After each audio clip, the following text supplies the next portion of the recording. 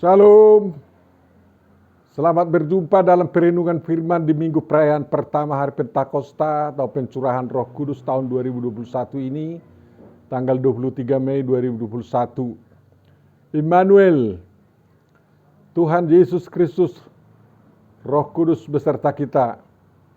Mari kita persiapkan diri kita. Sebelum kita memasuki renungan kita, terlebih dahulu kita berdoa. Damai sejahtera bagi kamu yang terkasih. Tuhan, berfirmanlah, kami umat tebusan-Mu mendengarkan dan akan melakukan kehendak-Mu. Amin. Inilah firman Tuhan untuk kita renungkan pada minggu kita ini dalam perayaan ini, diambil dari Yohanes 16 ayat 4b sampai 15. Hal ini tidak kukatakan kepadamu dari semula, karena selama ini aku masih bersama-sama dengan kamu. Tetapi sekarang aku pergi kepada Dia yang telah mengutus aku, dan tiada seorang pun di antara kamu yang bertanya kepadaku, kemana engkau pergi? Tetapi karena aku mengatakan hal itu kepadamu, sebab itu hatimu berduka cita. Namun benar yang kukatakan ini kepadamu, adalah lebih berguna bagi kamu jika aku pergi. Sebab jikalau aku tidak pergi, penghibur itu tidak akan datang kepadamu. Tetapi jikalau aku pergi, aku akan mengutus Dia kepadamu. Dan kalau Ia datang, Ia akan menginsapkan dunia akan dosa, kebenaran, dan penghakiman. Akan dosa karena mereka tetap tidak percaya kepadaku, akan kebenaran karena aku pergi kepada Bapa dan kamu tidak melihat aku lagi, akan penghakiman karena penguasa dunia ini telah dihukum. Masih banyak hal yang harus kukatakan kepadamu, tetapi sekarang kamu belum dapat menanggungnya. Tetapi apabila Ia datang, yaitu Roh kebenaran, Ia akan memimpin kamu ke dalam seluruh kebenaran. Sebab Ia tidak akan berkata-kata dari dirinya sendiri, tetapi segala sesuatu yang didengarnya, itulah yang akan dikatakannya, dan Ia akan memberitakan kepadamu hal-hal yang akan datang. Ia akan memuliakan aku, sebab Ia akan memberitakan kepadamu apa yang diterimanya daripadaku. Segala sesuatu yang Bapa punya adalah aku punya. Sebab itu aku berkata, Ia akan memberitakan kepadamu apa yang diterimanya daripadaku. Demikian firman Tuhan yang akan kita renungkan, Bapak Ibu Saudara-saudaraku yang terkasih dalam Yesus. Dan marilah kita simak satu persatu. Yang pertama, apakah Tuhan punya roh? Apakah Kristen menyembah roh secara tersendiri sebagai ilah ketiga? Dari perjanjian lama diketahui bahwa Tuhan, Jehovah Elohim, memiliki diri yang di dalamnya ada berbagai alatnya bekerja. Yakni pertama keilahiannya atau keelohimannya, kemahakuasaannya itu Elohim yang maha kuasa. Dengan kemahakuasaannya Dia menciptakan atau bara, langit dan bumi, Kejadian 1 ayat 1, atau menciptakan atau kanah, hikmat, Amsal 8 ayat 22. Kemudian diberitahu bahwa alat kerja Elohim berikutnya adalah Ruah Elohim, Roh Allah, yang mengerami atau merahepit samudera raya. Sehingga dengan tindakan Elohim ini dipastikan bahwa di dalam air samudera itu ada oksigen yang memungkinkan makhluk bisa hidup di air yang ada di sana. Memang Roh Allah membuat hidup, seperti diberitahu bahwa Roh Allah membuat Ayub hidup dan napas yang maha kuasa membuat Ayub hidup. Baca Ayub 33 tempat. Selanjutnya alat Elohim dalam mencipta itu disebut yang ketiga firman, yang sifatnya ilahi atau maha kuasa seperti pemiliknya. Setiap kali Elohim mencipta, mulai dari hari pertama hingga hari ke-6, Dia selalu berfirman. Misalnya berfirmanlah Allah, jadilah terang, lalu terang itu jadi, dan seterusnya. Demikian sampai hari ke-6 selalu dia berfirman. Keilahian ruah Elohim dan firman adalah keilahian Allah atau Elohim. Karena semuanya itu adalah satu diri Allah.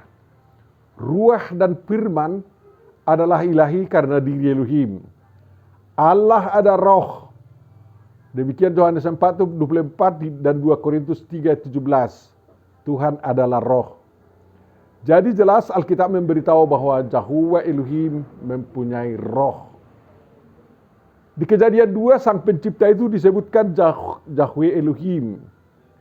Di zaman perjanjian baru umat Kristen mengikuti umat Yahudi mengenal Yahuwah Elohim itu Bapa. Baca misalnya Keluaran 15 ayat 2, Ulangan 32 ayat 6, 2 Samuel 7 ayat 14, Markus atau Mazmur 89 ayat 29 dan seterusnya. Di situ Tuhan disebut Bapa. Dan ruah Yahweh atau ruah Elohim itu disebut Roh Kudus. Sebutan Roh Kudus itu dapat kita baca dalam Yesaya 43 ayat 10 dan ayat 11. Lalu Apostel Yohanes mengikuti tradisi PL menegaskan bahwa Bapa, Firman dan Roh Kudus adalah satu. Baca 1 Yohanes 5 ayat 7. Para penulis kitab-kitab perjanjian lama menggunakan sebutan Roh Allah dan Roh Tuhan maupun Roh Kudus silih berganti dalam arti yang sama sebagai alat kerja Yahuwah Elohim. Roh Allah memberi pengetahuan, keahlian, kuasa, membuat orang kepenuhan, memberi penglihatan. Bandingkan banyak sekali ayat-ayat untuk itu. Di zaman perjanjian baru diberitahu, Roh Allah seperti burung merpati hinggap pada Yesus, Matius 3:16. Roh Allah memberi kuasa mengusir setan, Matius 12 ayat 28. Bisa diam dalam diri manusia, bandingkan Roma 8:9. Sebab tubuh orang percaya adalah bait Allah, 1 Korintus 3 ayat 16. Roh Allah yang tahu apa dalam diri Allah, 1 Korintus 2 ayat 11. Membuat orang tidak mengutuki Yesus, 1 Korintus 12 ayat 3. Keberadaannya membuat manusia merdeka, 2 Korintus 3 ayat 17. Menurut Wahyu, Roh Allah itu ada 7 yang diutus ke seluruh bumi, Wahyu 4 ayat 5 dan 5 ayat 6. Disebut 7 bukan karena roh itu 7 diri, melainkan harus berada di 7 bidang kerja yang harus diselesaikan oleh Roh Tuhan Allah yang satu dan yang satu dengan Tuhan Allah. Di kesempatan lain Ruah Elohim atau Roh Allah itu disebut Ruah Yahuwah, Ruah Yahweh, yang dapat menghinggapi, menguasai, menggerakkan, bisa undur dari seseorang, membuat orang bicara, mengangkat manusia, melarikan seseorang, berpindah dari seorang ke orang lain, bisa ada pada seseorang, bisa mengumpulkan, tak butuh petunjuk atau nasihat, bisa membawa seseorang. Roh itu bisa meliputi nabi dan memberi kekuatan. Semua itu didukung oleh ayat-ayat. Bapak Ibu baca di Facebook. Para penulis perjanjian baru lebih mengutamakan menggunakan sebutan Roh Kudus untuk yang disebut dalam perjanjian lama sebagai Roh Allah atau Roh Tuhan atau Roh Kudus, Ruah Kudus. Roh Allah itu Roh Kudus. Bandingkan 1 Korintus 12 ayat 3. Matius menyebut roh yang dihinggap kepada Yesus setelah dia dibaptis adalah Roh Allah. Tapi Lukas menyebutnya Roh Kudus. Lukas 3 ayat 22 sebagai tanda bahwa Roh Allah adalah Roh Kudus. Bacalah beberapa ayat di mana sebutan Roh Kudus digunakan. Ini ada mungkin lebih 100 dari dalam Alkitab. Roh Allah atau Roh Yahuwah disebut Roh Kudus karena Tuhan Allah mengerjakan sesuatu yang khusus dengan menggunakan rohnya sebagai alatnya. Konotasi itu sudah tampak dari penggunaan sebutan Roh Kudus dalam Yesaya 63, 10 dan 11. Di sana dikatakan Tuhan dengan rohnya telah melakukan misi khusus, yakni menyelamatkan, menebus, mengangkat dan menggendong Israel Tetapi bangsa Israel mendukakan Roh Kudus yang sudah ditaruh Tuhan dalam hati bangsa Israel. Bandingkan Yesaya 63, 9-11. Dalam perjanjian baru, penyebutan Roh Kudus selalu dikaitkan dengan misi khusus Tuhan bekerja di tengah umat manusia atau jemaatnya. Hal itu tampak dari konteks penggunaan sebutan Roh Kudus dalam nats-nats di mana sebutan itu digunakan. Kita ambil beberapa contoh aja. Adalah misi khusus Tuhan membuat gadis perawan Maria mengandung anak yang akan disebut namanya Yesus, sehingga dia bekerja melalui Roh Kudusnya. Matius 1 ayat 18-25. Roh Kudus yang memimpin Daud sehingga dia mengatakan Mesias itu tuannya. Markus 12 ayat 36. Yesus membaptis dengan Roh Kudus. Matius 3:11 dan seterusnya. Jemaat Tuhan diajak berdoa dalam Roh Kudus. Judas 1 ayat 20. Dan lain-lain. Selain menunjukkan pada misi khusus yang dikerjakan Tuhan dengan alat kerjanya ini, yakni Roh Kudus, sebutan kudus itu membedakan roh Tuhan dengan segala macam roh yang dipercayai ada gentayangan di dunia. Karena Jehovah Elohim memiliki sesuatu yang akan diberikan kepada manusia melalui roh Elohim atau roh Tuhan atau Roh Kudus, maka sering roh yang dari Jehovah itu diberi label sesuai dengan pemberian Tuhan itu.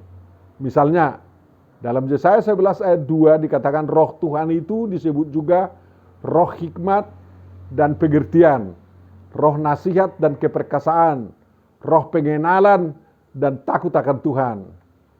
Dalam 1 Petrus 4 ayat 14, roh Allah itu disebut roh kemuliaan.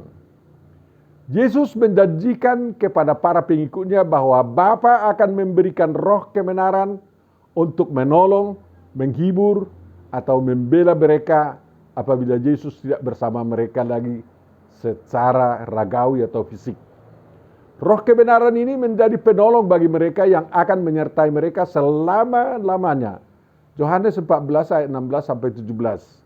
Dalam Injil Yohanes dengan sengaja dikatakan bahwa roh kebenaran itu merupakan penolong yang lain yang menegaskan bahwa apabila Yesus tidak bersama mereka secara fisik, maka Bapa akan menggunakan rohnya sebagai alat kerjanya yang baru.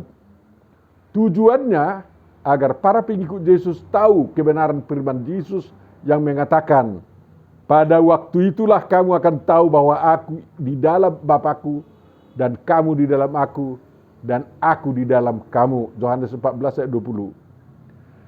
Jadi penolong yang lain atau roh kebenaran atau penghibur yang dikatakan dalam Injil Yohanes ini di sini tidak menunjuk kepada nabi yang muncul di tanah Arab di abad ke-7, melainkan kepada Roh Kudus yang menyertai para pengikut Yesus selama-lamanya. Apabila para pengikut Yesus bersedih atau disesah oleh pihak antikristus karena Yesus tidak lagi bersama mereka secara fisik, yang menjadi alat kerja Tuhan Allah disebut roh kebenaran, yang adalah Roh Kudus atau penghibur, lebih tepatnya sebagai pembela, bekerja bagi mereka. Yohanes 14 ayat 26, 15 ayat 26. Roh yang dicurahkan kepada para pengikut Yesus Kristus dalam peristiwa pencurahan Roh Kudus adalah roh kebenaran, penghibur atau pembela, bahasa Bataknya pangodian, todi pangodian. Yang kedua, Bapak Ibu Saudara, roh pembela atau roh kebenaran dibutuhkan oleh pengikut Yesus Kristus. Yesus tahu bahwa usaha kaum anti Yesus untuk melenyapkan diri manusianya dari bumi akan berhasil. Tetapi dia tidak akan bisa dilenyapkan sebelum tugasnya sebagai anak domba Allah yang menghapus dosa dunia, Yohanes 1 ayat 29, ditunaikannya. Ketiadaan fisiknya dalam wujud manusia tidak menghentikan rancangan Tuhan mendirikan kerajaan surga di bumi. Untuk itu para pengikutnya harus benar-benar menjadi penegak kerajaan surga itu. Penegakan kerajaan surga itu melalui jalan penderitaan dan kepahitan hidup duniawi. Yesus akan dihukum mati oleh imam-imam kepala dan ahli-ahli Taurat, diserahkan kepada bangsa-bangsa yang tidak mengenal Allah, diolok-olok, disesah, dan disalibkan. Matius 20 ayat 17 sampai 19. Wujud Yesus sebagai manusia akan dilenyapkan oleh mereka. Tidak ada lagi yang lebih pahit dari itu. Kemudian Yesus memberitahu kepada mereka segala kepahitan yang akan mereka alami. Suatu corak hidup yang sangat realistis diberitahu Tuhan kalau mengikut Dia. Para pengikut Yesus akan dikucilkan, bahkan dibunuhi. Dan pembunuhnya berpendapat bahwa membunuh pengikut Yesus merupakan bakti yang harum bagi Allah sembahan mereka. Penderitaan dan kepahitan itu harus diketahui para pengikut Yesus supaya mereka tidak kecewa dan tidak menolak Yesus, atau supaya mereka dapat bertahan dalam iman dan dalam perjuangan. Agar para pengikut Yesus dapat bertahan dan setia dalam kepengikutan mereka kepada Yesus, mereka harus memahami tentang kepergiannya atau lenyapnya diri manusianya dari dunia. Mereka harus melihat kematiannya dalam konteks rencana keselamatan yang dikerjakan Tuhan Jehovah Elohim. Dengan demikian mereka dapat membersihkan hati mereka dari rasa dendam kepada para imam-imam dan ahli-ahli Taurat, kepada para antikristus, dan menggantinya dengan kasih berupa usaha menyadarkan mereka tentang apa yang dikerjakan Tuhan melalui dosa mereka tersebut, yakni sebagai cara mereka mempersembahkan Yesus sebagai anak domba Allah yang menghapus dosa manusia, dosa mereka menuju pengampunan dosa mereka. Para pengikut Yesus Kristus harus memahami secara baru tentang kepergian Yesus meninggalkan mereka di dunia. Kepergiannya tidak berarti membiarkan para pengikutnya menjadi yatim, sebab Dia akan datang kembali kepada mereka. Yohanes 14 ayat 18. Yesus menegaskan kepada mereka, adalah lebih berguna bagi kamu jika aku pergi, sebab jikalau aku tidak pergi, penghibur itu tidak akan datang kepadamu. Tetapi jikalau aku pergi, aku akan mengutus Dia kepadamu. Demikian Yohanes 16 ayat 7. Mengapa lebih berguna bagi pengikutnya jika Tuhan Yesus Kristus pergi?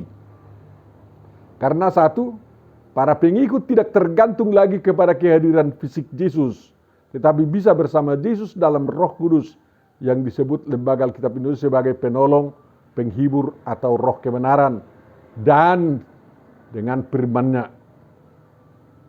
Lebih tepat, parakletos diterjemahkan dengan pembela atau pendamping.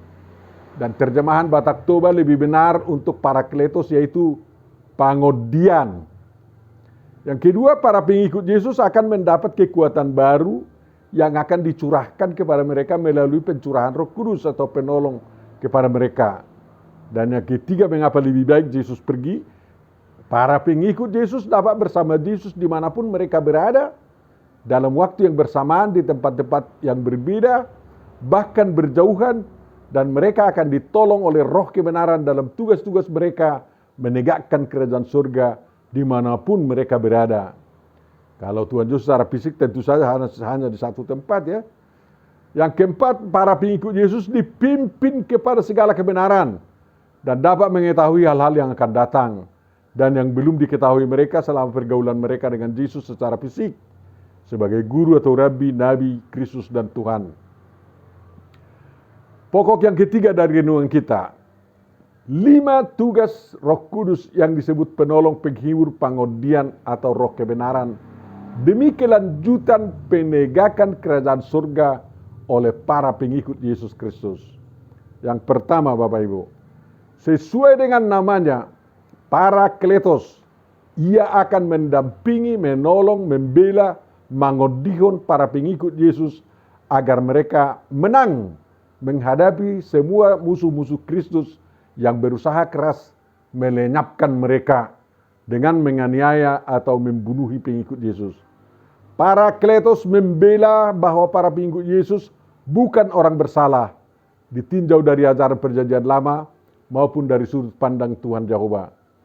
Parakletos mengodihon pengikut Yesus Kristus agar mereka menang dalam keyakinan, keberanian, pengaruh, menang dalam teologi, dan menang dalam segala pergumulan di tengah masyarakat, misalnya dalam bidang budaya, etika hidup, bidang politik, ekonomi, ideologi, pergaulan keagamaan, iptek, hidup bernegara, dan pemeliharaan lingkungan. Dalam segala bidang itu, pengikut Yesus Kristus ditolong untuk menang. Parakletos akan menghibur, dalam arti mengadvokasi pengikut Yesus Kristus yang memang akan mengalami kesedihan, duka cita karena dunia mendakwa atau menyesah menganiaya mereka. Dengan penghiburan atau advokasi dari Parakletos, mereka berbahagia. Bandingkan ucapan Yesus, ucapan bahagia dalam Matius 5 ayat 4 ayat 10 ayat 11.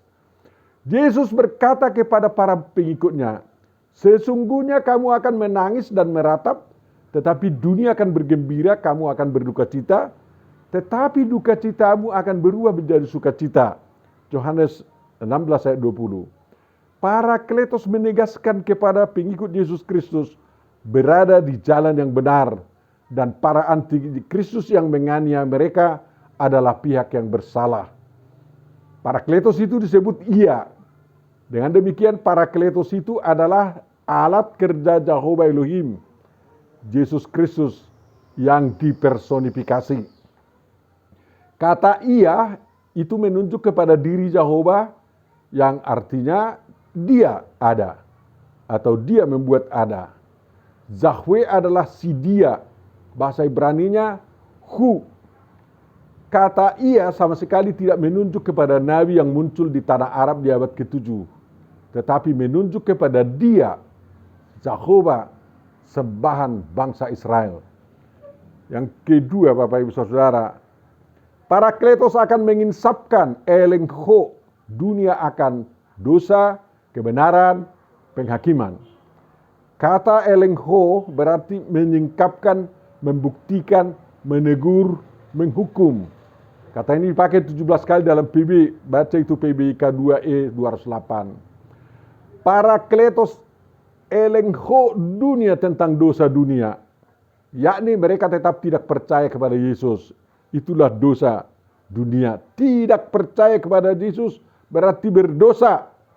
Dengan pertolongan atau pendampingan Parakletos, para pengikut Yesus akan menyingkapkan, membuktikan bahwa tidak percaya kepada Yesus sebagai anak Allah, juru selamat dunia adalah dosa besar. Bahkan bisa terhitung sebagai dosa kepada Roh Kudus yang tidak akan diampuni kalau tidak bertobat. Lalu Parakletos menolong pengikut Yesus menegur dan menghukum dosa dunia itu. Itulah yang dikerjakan oleh para pengikut Yesus melalui kesaksian lisan dan tertulis yang mereka lakukan. Injil adalah penyingkapan, pembuktian, teguran dan penghukuman terhadap dosa orang Yahudi dan orang non-Yahudi yang menolak Yesus dan tidak percaya pada diri maupun ajaran-ajaran Yesus. Parakletos elengho dunia tentang kebenaran, yakni bahwa Yesus pergi kepada Bapa dan pengikutnya tidak melihat Yesus lagi secara fisik atau secara ragawi. Ini realitas setelah Yesus naik ke surga.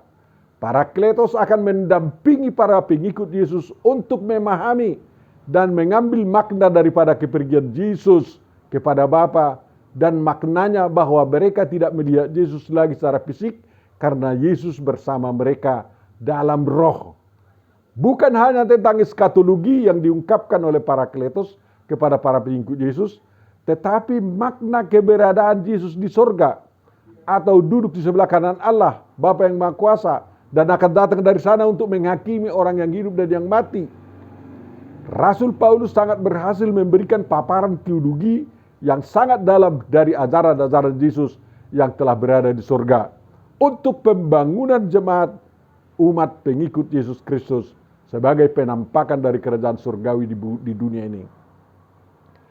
Parakletos elengho dunia tentang penghakiman, yakni karena penguasa dunia ini telah dihukum. Dalam lanjutan percakapan Yesus dengan para pengikutnya, Yesus berkata, dalam dunia kamu menderita penganiayaan, tetapi kuatkanlah hatimu. Aku telah mengalahkan dunia. Yohanes 16 ayat 33. Dan sebelum Yesus naik ke surga, dia berkata kepada pengikutnya, Kepadaku telah diberikan segala kuasa di surga dan di bumi, Matius 28 ayat 18. Parakletos akan menolong pengikut Yesus untuk memahami bahwa Yesus Kristus telah menghukum dunia ini dalam penyalahgunaan kekuasaannya, termasuk penggunaan kuasanya menghukum mati Yesus Kristus. Para penguasa dunia ini harus ditobatkan dan dibuat berbalik menjadi pelaksana kehendak Jehovah Elohim Yesus Kristus. Selanjutnya Parakletos akan mengajari pengikut Yesus untuk menguasai para penguasa dunia agar mereka menjadi hamba Kristus Yesus dalam menjalankan kekuasaan mereka. Itulah yang dapat kita dengar dari Paulus dalam Roma 13. Selain penghakiman, yakni penentuan mana yang baik dan mana dosa di dunia ini, Parakletos juga menyingkapkan tentang penghakiman terakhir di akhir zaman, di mana Yesus Kristus menjadi hakim agung yang mengadili setiap manusia dan menentukan apakah manusia itu masuk ke neraka atau masuk surga kekal. Yang ketiga, Bapak Ibu Saudara, Yesus mengakui bahwa masih banyak yang harus dia katakan kepada para pengikutnya dan belum sempat disampaikannya selama dia bekerja sebagai firman yang menjadi manusia dalam wujud Yesus Kristus. Walaupun dia secara fisik tidak lagi di dunia, pengajarannya tidak berhenti hanya sampai kenaikannya ke surga. Melanjutkan pengajaran itu, Yesus bekerja melalui Parakletos sebagai roh kebenaran, Topnoimates Aleteias, atau Ruach Haemet, roh kebenaran. Roh kebenaran ini memimpin para pengikut Yesus Kristus ke dalam seluruh kebenaran yang diketahui atau diterimanya langsung dari Tuhan Yesus Kristus. Roh kebenaran itu ibarat trompet, atau lebih tepat ibarat mulut bagi Tuhan Yesus Kristus yang berbunyi atau bersuara apabila ditiup atau digunakan oleh pemiliknya. Seluruh kebenaran yang dimaksud adalah rencana keselamatan yang telah dijalankan oleh Jehovah Elohim dalam Yesus Kristus, yakni firman Tuhan yang menjadi manusia dan lahir di Bethlehem, dibesarkan di Nazaret, bekerja di Galilea, Judea dan Yerusalem, yang menderita di bawah pemerintahan Pontius Pilatus, disalibkan, mati dan dikuburkan, turun ke dalam kerajaan maut, pada hari yang ketiga bangkit pula dari antara orang mati, naik ke surga, duduk sebelah kanan Allah Bapa yang Maha Kuasa, dan akan datang dari sana untuk menghakimi orang yang hidup dan yang mati. Itulah seluruh kebenaran itu. Parakletos akan mendampingi pengikut Yesus menemukan arti dan maknanya bagi seluruh umat manusia. Roh kebenaran memimpin para pengikut Yesus untuk menjelaskan hal itu semua.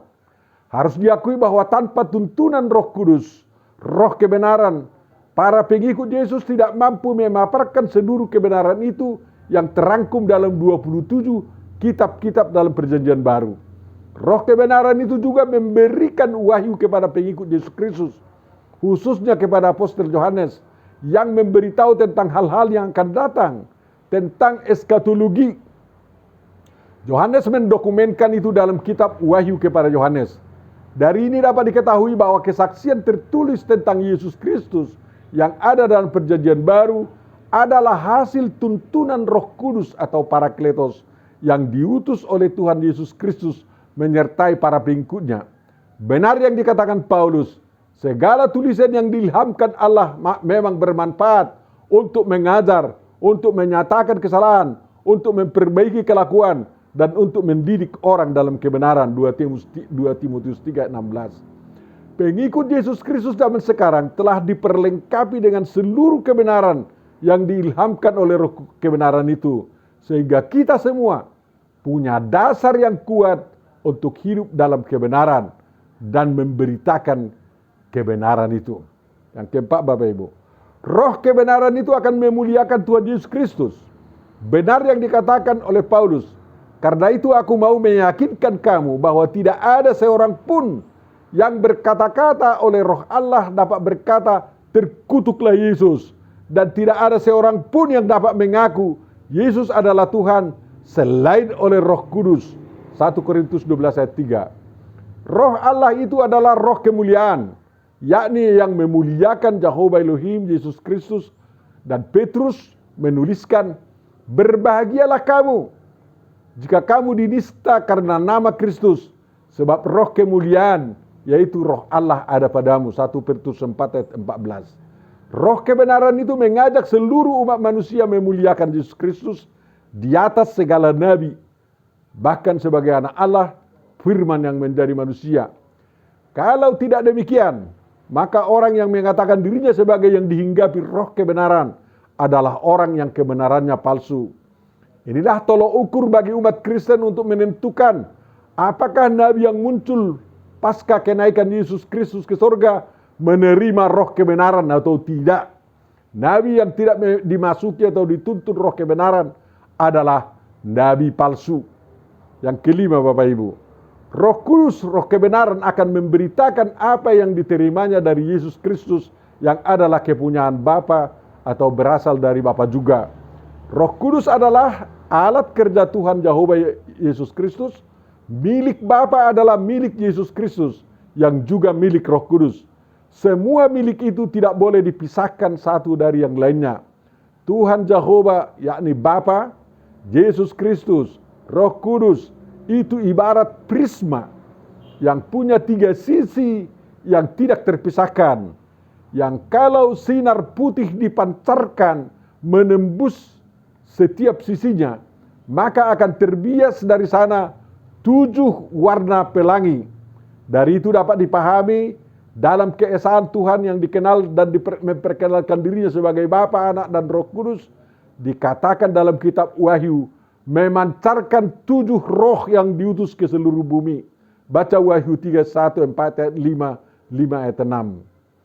Poin yang keempat yang perlu kita renungkan, Bapak Ibu Saudara, pendalaman yang masih sangat dangkal yang diberikan di atas menuntun kita untuk mengetahui bahwa pencurahan Roh Kudus sebagaimana diberitakan dalam Kisah Para Rasul 2 bukan hanya membuat orang tercengang-cengang karena para pengikut Yesus yang dihinggapi roh itu ditandai dengan lidah api di atas setiap kepala mereka, dan mereka dapat berkata-kata dalam bahasa-bahasa lain, yakni bahasa-bahasa bangsa-bangsa yang datang dari seantero dunia berkumpul berpentakosta di Yerusalem, yakni bahasa Partia, Media, Elam, bahasa penduduk Mesopotamia, bahasa Judea, Kapadokia, Pontus, Asia, Frigia, Pamfilia, Mesir, bahasa di daerah-daerah Libya, bahasa Kirene, Roma, Yahudi, Kreta, dan Arab.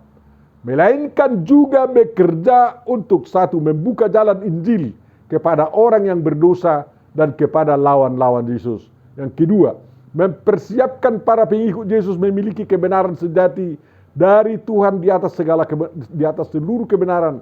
Dan yang ketiga, mendapat tuntunan agar para pengikut Yesus benar-benar tangguh menghadapi segala tantangan yang datang dari dunia. Serta yang keempat, membuat pengikut Yesus Kristus menjadi pemenang yang memenangkan dunia menjadi milik Jehovah Elohim Yesus Kristus Roh Kudus, Tuhan yang Maha Esa itu. Berbahagialah Bapak Ibu Saudara-saudariku yang terkasih, yang bertuhan kepada Jehovah Elohim Yesus Kristus Roh Kudus. Selamat merayakan Hari Pentakosta. Terimalah Roh Kudus Tuhan. Amin. Mari kita berdoa. Tuhan Bapa Surgawi, terima kasih atas berita Injil yang telah Engkau sampaikan kepada kami berdasarkan nats yang kami renungkan hari ini. Kiranya kami semakin dapat memahaminya Tuhan, sehingga kami dibekali menjadi saksi-saksi-Mu, menjadi orang-orang yang telah mengetahui kebenaran dan hidup di dalam kebenaran yang daripada-Mu. Kiranya kami dikuatkan Tuhan untuk menghadapi segala cobaan yang datang di dunia ini, baik dari yang anti Yesus Kristus maupun dari peristiwa-peristiwa yang datang di dunia ini.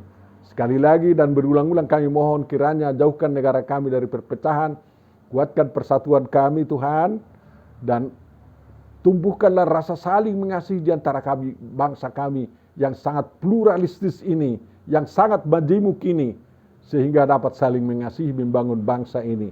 Bapa Surgawi, gerakkan kami semua dengan kuasa Roh Kudus-Mu, agar kami mampu saling menjaga diri agar tidak menjadi penular dan tertular oleh COVID-19.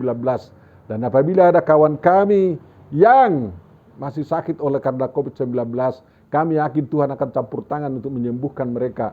Demikian juga yang menderita penyakit-penyakit lain, Tuhanlah yang memberikan kesembuhan kepada mereka, sehingga kami dapat bersuka cita memuji dan memuliakan nama-Mu.